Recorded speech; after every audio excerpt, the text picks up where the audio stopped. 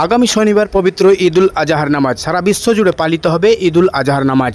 আর তার আগেই হুগলির পুরসুরার বিভিন্ন এলাকা ঘুরে ঘুরে পরিদর্শন করলেন পুরসুরা থানার ওসি শুভজিৎ দে ও আরামবাগ এসডিপিও সুপ্রভাত চক্রবর্তী। কি বললেন পরিদর্শন শেষে আমরা শোনাবো।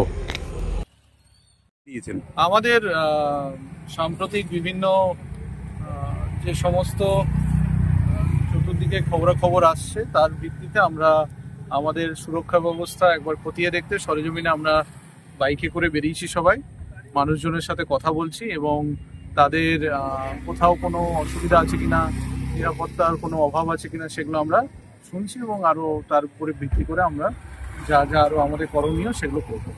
আগামী কদিন পরেই হচ্ছে বকরিদ, সেই উদ্দেশ্যে মানুষকে কি বার্তা দিচ্ছেন? সেই উদ্দেশ্যে বার্তা দিচ্ছে এটাই যে আমরা আজ থেকেই নেমে গেছি রাস্তায় এবং কোথাও কি অসুবিধা সুবিধা সেগুলো সব আমরা খতিয়ে দেখছি আজ থেকেই এবং আমরা রাস্তাতেই থাকবো ঈদের দিন। আর যেখানে যেরকম যা আমাদের সামাজিক ভারসাম্য আছে সেটাকে বজায় রাখার জন্য যা যা করণীয় আমাদের সুরক্ষার দিক থেকে সেগুলো আমরা করবো।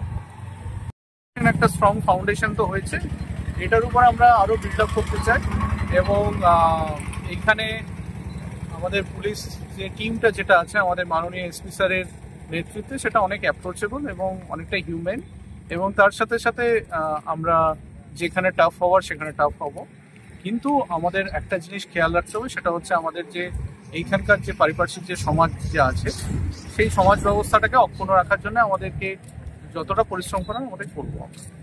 আগামী দিনে কি থানা কিছু হতে চলেছে?